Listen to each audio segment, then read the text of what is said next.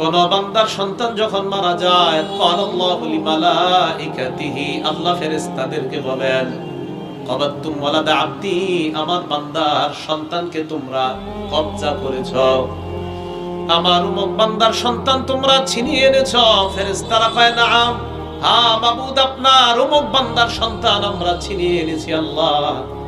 আল্লাহ বলেন, ক্বাবাতুম সামারাতা ফুআদিহি, তার কলিজার টুকরা ছিনিয়ে আনলাম।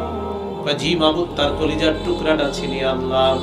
আল্লাহ বলে, মাদা ইয়াকুলু আবদি, আমার বান্দার সন্তান ছিনিয়ে আনার পর আমার বান্দার রিঅ্যাকশনটা কি তোমাদের কাছে জানতে চাই।